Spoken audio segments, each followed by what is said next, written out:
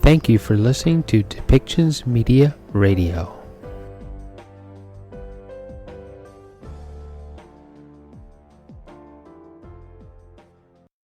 Thanks for being here. Merci d'être ici. I want to chat about, first off, COP21 and some of our priorities. I'll be attending, and I want folks to know that you can count on New Democrats to fight to see real concrete action, that Canada is doing its part. And we're going to focus on three things in particular that we want to see from Justin Trudeau and from the Liberal government. First off, we want to see bolder ambitions to reduce emissions. We need to have higher targets. We campaigned on at least 50% reductions in emissions, and we want to see this Liberal government get as close as possible to 50%. They put out a target that's below 50%. We want to push them as high as possible. In the States, President Biden is doing 50%. That's their commitment. They're coming to COP with that commitment. We want to see Canada as close as possible to 50 or even higher.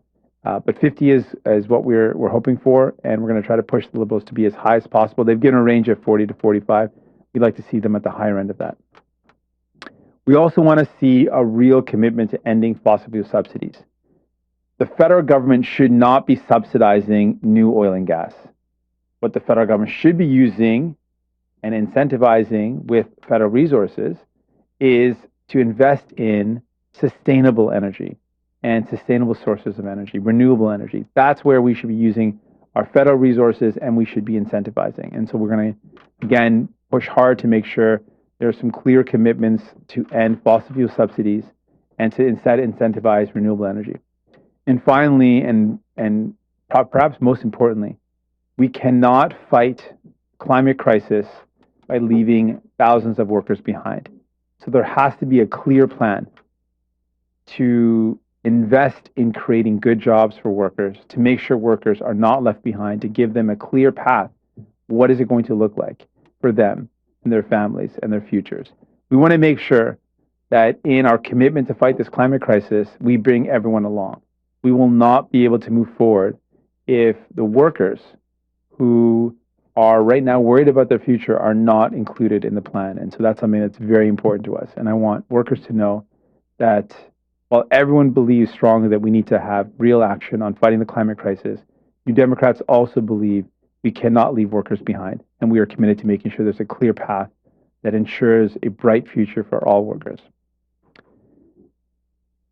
We know that this is one of the most urgent crises of our time, and I'm attending to convey our commitment as a party, my personal commitment to fighting the climate crisis, but also doing our part to ensure that the Liberals deliver on real action. Donc, je veux commencer aujourd'hui en parlant de COP 21. Pour moi et pour nous comme parti, c'est vraiment important d'être là. Donc, ça, c'est pourquoi je vais assister à cette conférence. Et nos priorités pour cette conférence, c'est trois choses, effectivement. On veut pousser le gouvernement libéral et Justin Trudeau d'avoir des cibles plus audacieuses pour réduire nos émissions. Notre cible, c'est au moins 50% de réduction des émissions.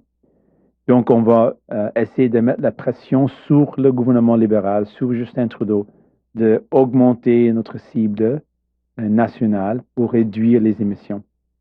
Ils ont parlé de 40-45%. On veut voir aussi, autant que possible, presque 50%. Donc, on va pousser ce gouvernement. Deuxièmement, on va continuer de dire clairement qu'on doit éliminer les subventions aux pétrolières. Le Premier ministre Justin Trudeau a promis d'éliminer ces subventions, mais au lieu de les éliminer, il les a augmentées. Donc, ce qu'on va voir, c'est une élimination de ces subventions. Au lieu de subventionner les secteurs pétroliers, ce qu'on veut voir, c'est une subvention pour investir dans l'énergie renouvelable. Et c'est essentiel qu'on fait ça. Et finalement, dans notre avis, ce n'est pas possible de faire face à la crise climatique en laissant à côté les travailleurs et travailleuses. Donc, on veut voir un plan concret pour investir dans les emplois et pour donner des garanties aux travailleurs et travailleuses que vous ne serez pas laissés à côté. Donc, Dans notre avis, on comprend l'urgence de faire face à la crise climatique, mais on croit profondément qu'on ne peut pas faire face à cette crise sans avoir un plan pour les travailleurs. Donc, ce sont les trois enjeux, les trois priorités pour nous. I also want to again remind folks that there is a deadline coming up. The Liberal government has a deadline of this Friday. The Justin Trudeau has a deadline of this Friday to decide whether or not he's going to continue to fight Indigenous kids in court. We again want to make it very clear. Justin Trudeau needs to stop the legal action against Indigenous kids, comply with the Canadian Human Rights Tribunal order, and work towards justice for Indigenous people. Donc, finalement, je vais ajouter qu'on a un deadline ce vendredi et c'est important pour ce gouvernement de décider s'ils vont continuer la poursuite contre les enfants autochtones ou non. On a dit à plusieurs reprises que ce gouvernement doit arrêter de poursuivre les enfants autochtones dans les cours et on va continuer d'exiger le gouvernement d'arrêter de faire ça tout de suite. Merci, and with that, I'm ready for any questions you might have. Well, I'll take questions, starting with questions on the phone, alternating with questions in the room. One question, one follow-up per reporters. Nous allons maintenant passer aux questions, en commençant par les questions au téléphone, en alternance avec des questions dans la salle. Une question suivie par journaliste. Opérateur, avons-nous une première question? Thank you. Merci. If you have a question, please press star 1 on the device's keypad. Si vous avez une question, faites étoile 1 sur votre appareil. First question is from David Thurton from CBC News. Please go ahead. Your line is open. Hey, Mr. Singh. Good morning. Good morning. I wanted to ask you about the announcement, the news today that Pope Francis will be coming to Canada. I want to know what your reaction to that is. And also, do you have any concerns about who's going to be on the hook to pay for this? Because these trips, papal visits, very expensive. They attract a lot of crowds. They require a lot of security, a lot of on-site setup and stuff like that, the big mass, that kind of thing. So it'd be good to get your thoughts about that too. Certainly. Thanks for the question. First of all, we don't know what is exactly going to happen with the visit, but I want to make it clear that we expect that the Pope should apologize for the wrongs committed by the Catholic Church against Indigenous people, particularly in residential schools. So we expect an apology. But an apology is not good enough. The Catholic Church also is responsible for compensation and should provide that compensation to survivors of Indigenous residential schools. And finally, we also know there's many documents that the Catholic Church has still not provided to give closure to families so they can know what happened to their children. That's another element that we expect to see. And it's also important, it ties in very well to the deadline on Friday. The court case right now that the Liberal government's fighting, that Justin Trudeau is fighting, is effectively fighting the survivors, the children of these survivors of residential schools. So these kids are the survivors, children, and they're facing discrimination, and this Liberal government is fighting them in court. So it's an ongoing legacy, and they need to end the legacy. They need to stop fighting these kids in court and comply with the Canadian Human Rights Tribunal and deliver justice. And what are your thoughts about, the cost of these trips? Because right. It is important, it is meaningful, it's been called for, but, there is a significant budget attached to it. What are your thoughts about that? Well, we've got an interest, of course, in making sure that events that happen are safe and that we use our resources to make sure that events are secure, and we should always do our part to make sure that these type of events are safe and secure.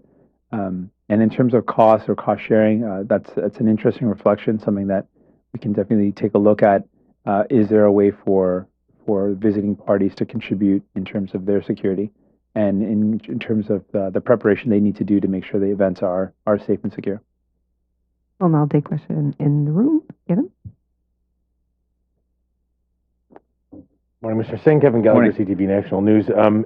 I just want, from yesterday's cabinet announcement, and today you're talking about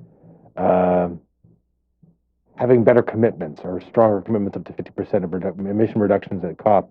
Where do you see the NDP in a minority parliament being able to pressure? So you're going to the summit. Is there pressure that you plan to apply to the Liberal government? And what you're maybe going to say to people at this summit? Where's the strategy within a minority parliament for the NDP to perhaps encourage or, in some ways, force the Liberals to take a stronger or higher climate goal, let's say? Appreciate the question. In my first conversation with the Prime Minister on the phone after the election and before COP, we chatted, and I said, if the Liberal government wants to work with New Democrats, if Justin Trudeau wants to work with us, and of course in a minority government he's going to need to, I laid out three things that would give us an indication of the government's desire to work together. And the three things that I said I'd like to see that would let us know if there's an interest in working together, that would make it easier for us to work together. For one, action on the climate crisis, and COP21 fast approaching was one clear opportunity to see that action. And I've laid out what I'd like to see. The second thing I said is I want to see this government drop the case against Indigenous kids, stop fighting them in court. And the third thing is I wanted to see pandemic supports continue. Well, on the pandemic supports, they've cut them immediately. And that was the wrong thing to do. And again, it sent a message to us that they're not interested in working on that file, and that would make it harder for us to work together. There's still two remaining, and I want to make it clear. COP is fast approaching, and we want to see with these firm commitments to fighting the climate crisis, bolder targets, and that's what we're expecting. And with the fast approaching deadline, this is another example of what would show to us an interest in working together. And if they continue to fight kids in court, it would show to us they're not interested in working together. And so these are really important decisions that Justin Trudeau is going to have to make in the days that follow. And we're going to watch closely to see, are they signaling to us a desire to work together or not? And that will inform our relationship moving forward. And so we're going to apply a lot of pressure that we want to see real action on the climate crisis. People demand it. We just went through an election. We heard from so many people that are desperate to see us do our part to fight this crisis, and we want to see a real action on the part of Justin Trudeau. Would you trigger a vote of non-confidence if some of those essentially demands of the government are met? What I've said about non-confidence is that the Liberal government and Justin Trudeau shouldn't take our support for granted. They shouldn't take our support on any vote for granted. That being said, our goal is to work together, and I've been really clear on this, even in the previous minority government. Our goal is to find ways to make Parliament work for people. We respect a Parliament chosen by Canadians, and we respect that they want us to work together. That is our goal. That is what we want to do. But our support will not be taken for granted. We will work together on things that we agree on, and we are prepared to work together on things that will help make Canadians' lives better. If they're planning to hurt Canadians or bring in something that's going to make life harder, they can go to the Conservatives. If they want to make life better for Canadians, we are ready. We want to work together, and we want to make Parliament work. And we're now going back to the phone. Opérateur, avons-nous une prochaine question au téléphone? Thank you. Merci. La prochaine question est de Juliane Lapointe, Radio-Canada. À vous. Bonjour, M. Singh. J'aimerais Bonjour. vous entendre en français sur le fait que le pape va venir au Canada dans le contexte de la réconciliation avec les peuples autochtones. Qu'est-ce que vous en pensez de tout ça? Oui, donc premièrement, on entend, ce n'était pas clair à ce moment, ils n'ont pas annoncé s'ils vont faire ça ou non, mais on veut voir une excuse au part de la pape, du pape pour ce qui s'est passé dans les pensionnats autochtones. Donc ça, c'est important, une excuse. Deuxièmement, compensation. C'est clair que l'Église était responsable pour les conditions horribles. Donc, pour les survivants et survivantes, l'Église doit compenser les survivants et survivantes. Et finalement, il y a des documents qui restent toujours avec l'Église catholique. Et ils ont la responsabilité de livrer ces documents, de partager ces documents pour les familles, les familles autochtones, pour qu'ils puissent avoir la connaissance de ce qui s'est passé avec leurs enfants. Donc, ce sont les trois choses qu'on veut voir. Donc, une excuse, c'est minimum, mais c'est pas suffisant. on veut voir aussi les deux autres éléments.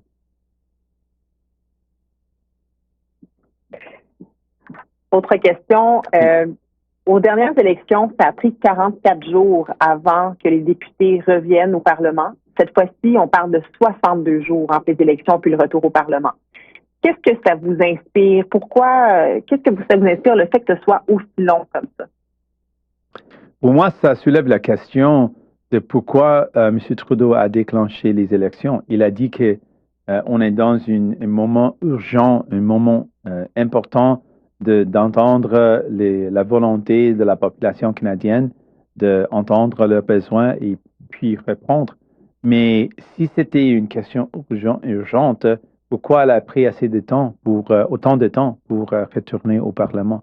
Donc, pour moi, ça soulève encore le fait qu'on aurait dû avoir cette élection et c'était une mauvaise décision. Et c'était seulement pour chercher plus de pouvoir au lieu de vraiment aider les gens. Et c'est un autre exemple avec le délai de retourner au travail. And back to the room. Hello, Mr. Singh. Hi there. Hi. Mina Karim-Wilms, the Globe and Mail. I know you've spoken about this before, but I do want to clarify again about vaccination in the House of Commons. Mm-hmm. How do you think this session of Parliament should be held? You've said before it should be a hybrid model, but if all parties do confirm that their MPs are vaccinated, do you think that everyone should be in person in the House of Commons? So that's correct. I do believe that everyone should be vaccinated, of course. I think it's important that we show leadership at this political level, at the federal level. We show leadership to Canadians. We're asking Canadians are being asked in different provinces to show their proof of vaccination to dine in and to go to different indoor events and activities. At a minimum, federal elected officials should have to do the same thing. The fact that Conservatives are debating this really shows that the official opposition is more interested in elitism about not being vaccinated and focusing on themselves and internal divisions rather than being there for people and fighting for people. And that really speaks about the Conservatives' lack of focus on people and their self-interest and just being focused on themselves. In terms of the Parliament, I think the hybrid Parliament has opened up a door to more participation, and it allows for families or for members of Parliament with maybe young families, people that have other obligations to be able to participate and still be able to fulfill those obligations. And so I think it's opened up a new opportunity, and I want to see it continue. There's also some potential benefits given that we're still in a pandemic, where the flexibility of having hybrid parliaments will help. In the case of Alberta and Saskatchewan right now are going through some of the worst in terms of impacts of the COVID-19. They're going through the worst stage right now than any other time in the 18 months of the pandemic. So there's good reason to allow for flexibility for people to stay at home and not have to be in Ottawa and not have to travel to Ottawa. Oui, donc oui, on appuie. On appuie l'idée d'être vacciné, évidemment, on est pour la vaccination. Et je pense que ce débat soulève comment l'opposition officielle, les conservateurs, sont plus intéressés de parler de leur propre intérêt au lieu de parler de ce qui se passe dans la vie des gens. Ils sont égoïstes ou illis parce qu'ils concentrent leurs efforts pour les divisions internes, au lieu de parler de ce qui se passe dans les vies des gens, comment on peut aider les gens. Et c'est dommage parce que ce qu'on doit faire maintenant, c'est de répondre aux besoins des gens, de répondre à leurs besoins et de trouver des solutions pour mettre fin à cette pandémie et pour aller de l'avant. Donc, je pense que c'est une critique pour le Parti conservateur et leur mauvaise priorité. Mais finalement, la question de parlement hybride, je suis pour un parlement hybride parce que c'est un outil qui montre qu'on peut fonctionner dans une manière où les députés qui ont des obligations familiales peuvent rester chez eux et puis aussi participer dans le Parlement et représenter leur comté. Donc, je pense que c'est une bonne chose. C'est un outil qui donne la flexibilité et aussi dans une pandémie où on a toujours un impact fort et un impact qui frappe fort, particulièrement en Alberta et en Saskatchewan. Ça donne une flexibilité pour les députés de rester chez eux s'ils doivent. Et pour moi, je pense que c'est vraiment une bonne chose de continuer. Peut-être après la pandémie aussi, c'est un outil qui donne de la flexibilité pour plus de participation dans le Parlement.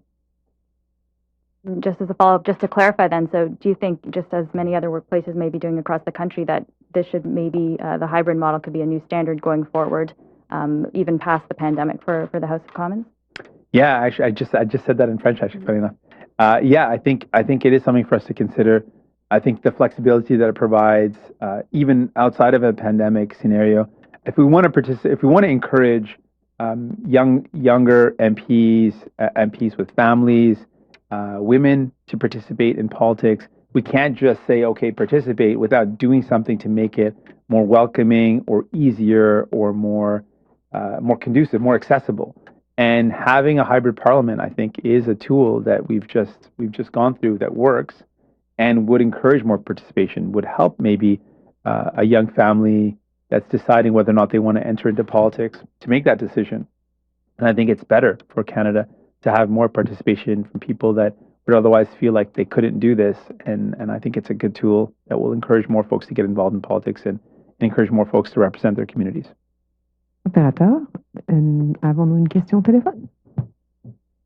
Yes. Oui, thank you. Merci. The next question is from Cormac McSweeney from City News. Your line is open. Hi, Mr. Singh. I want to start off with the potential papal visit. The Vatican, in its statement, did not commit to an apology. I know it's something that you and the Prime Minister and Indigenous leaders across the country have been demanding from the Pope. So, what's your reaction to the fact that they're still not committing to this yet in announcing their willingness for the Pope to take this? Is it a bad sign that we're not getting this commitment yet from the Vatican? So I think it's important to reiterate, as you just did, there is no commitment right now from the Pope to apologize. And so we are going to continue to demand that there is an apology. There is no question that the Catholic Church is responsible for some of the horrible and horrific things that happen in residential schools, and they should apologize. That is very important, and many people are demanding it. As you said, Indigenous leaders, survivors, and leaders in communities have said this has to happen. So we want to add our voice to that demand for an apology. But we also know that that's not enough. The Catholic Church has to also provide documents that they have in their possession so that families can get a sense of closure in terms of what happened to their children. And finally, compensation is a real question. The Catholic Church is also responsible and should also compensate. And so that's another factor, and I want to see that. But I want to highlight that the survivors of these residential schools, the next generation, the survivors had children. And that current generation, the children of survivors of residential schools, were discriminated and continue to be discriminated by Indigenous Child Welfare Services, by the Canadian government. They were found to have discriminated these children by the Canadian Human Rights Tribunal.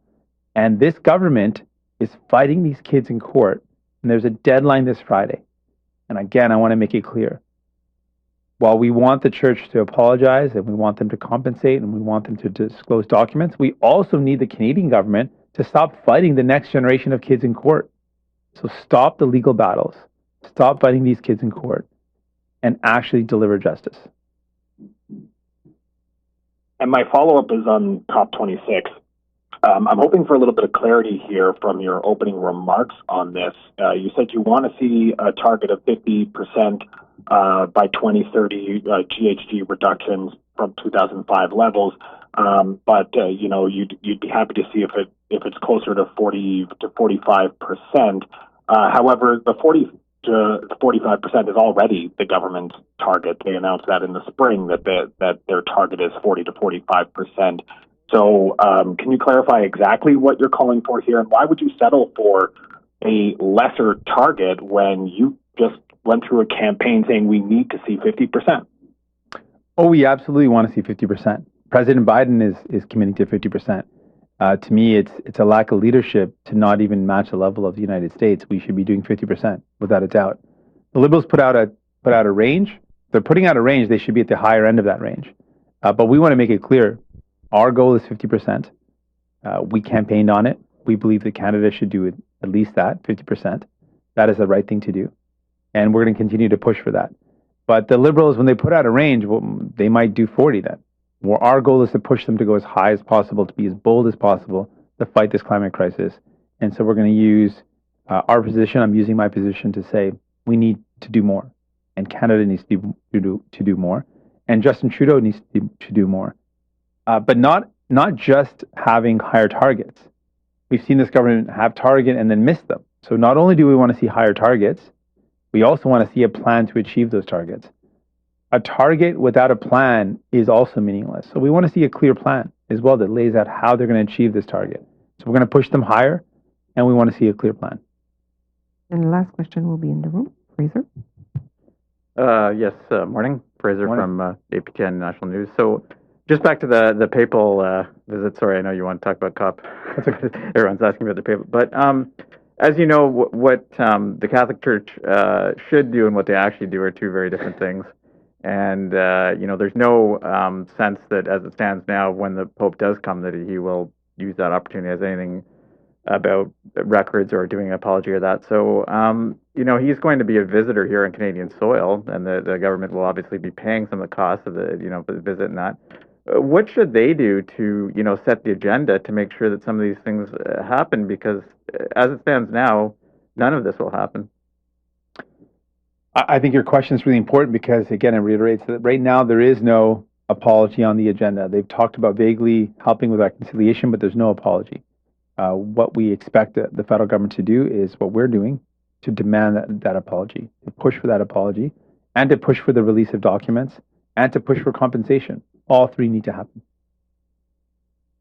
Just as a follow-up, again, they need to happen, they should happen, but they're not happening, and the government has really not required the Catholic Church to do anything. Are they, they read these things, they know what reconciliation is, say they're committed to it, but at the end of the day, they required the Catholic Church to do absolutely nothing. That recent court case, you saw that not appealed, the millions of dollars that was supposed to go to residential school survivors actually went to a whole bunch of other areas, and nobody said anything. So I guess what is really going on here? The Catholic Church is a powerful institution. Is the government afraid of taking on this institution and pushing forward reconciliation? Whether or not the Prime Minister is afraid is a question you should certainly ask the Prime Minister. But I think another factor that works into this is that the Canada right now, Justin Trudeau, is not really in a good position to demand much from the Canadian government or from the Catholic Church when he is fighting kids in court.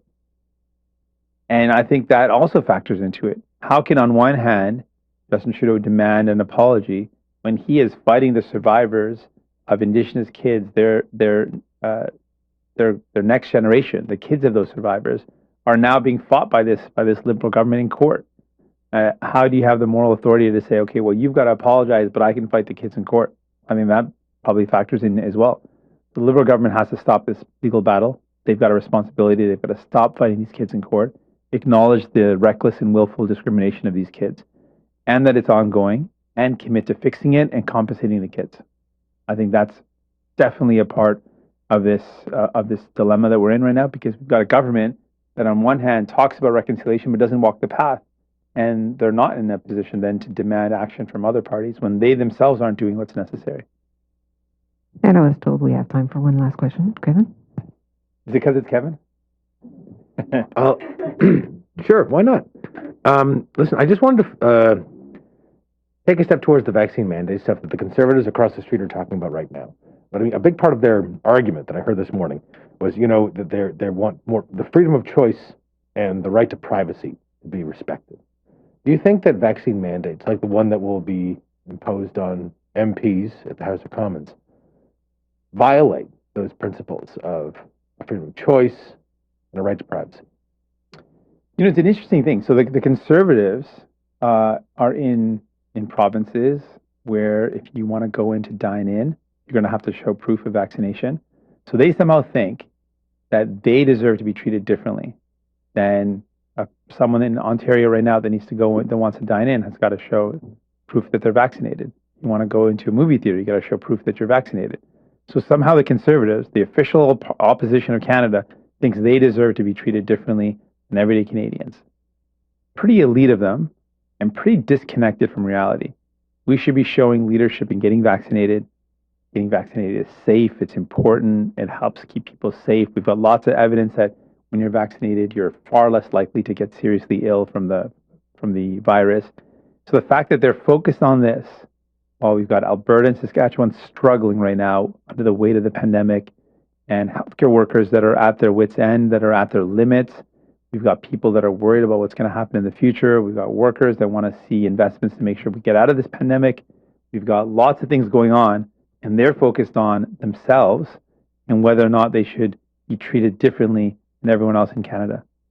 I think it's a sorry example of their completely failed priorities that are not connected with what people are going through. What do you think should happen to MPs who decide not to get vaccinated? You know, they don't have medical exemptions. Their choice is not to be vaccinated. What do you think should happen? You know, what can the House of Commons do? I guess is a whole other question. But you know, would you want them to come? Would they be able to come here with testing? You know, would you want them just to be in a hybrid format only? Like, do you think that there should be an actual consequence for MPs who say, no, I've decided I'm not getting vaccinated because that's my choice? Well, I think, you know, in Canada, people have the choice at the end of the day not to get vaccinated, but then they can't go into a restaurant. They can't go into a movie theater. They can't go into a place where they're going to risk infecting other people. So we've got MPs that we know if you're unvaccinated, you're at higher risk of infecting people around you. They would rather risk infecting staff, reporters, media, people that are nonpartisan, that don't work in a particular party, that work in the House of Commons, the security, all the staff. They'd rather risk increasing exposure to them than taking a precaution to stay safe. I think they shouldn't be able to put people's lives at risk or put their health at risk. I think they shouldn't be able to do that. They have a choice, but then they shouldn't be putting other people's families and themselves in a health risk. That should not be allowed. This concludes the press conference. Ceci met fin à la conférence de presse. Thank you for listening today, and thank you for supporting us with our sponsors. Please go to depictions.media for more information and click on our contact link and let us know how we can help bring your story and help bring us to a better world.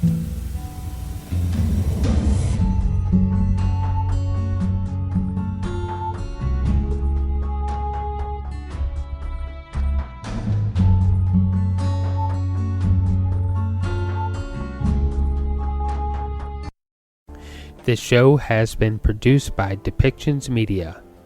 Please contact us at depictions.media for more information.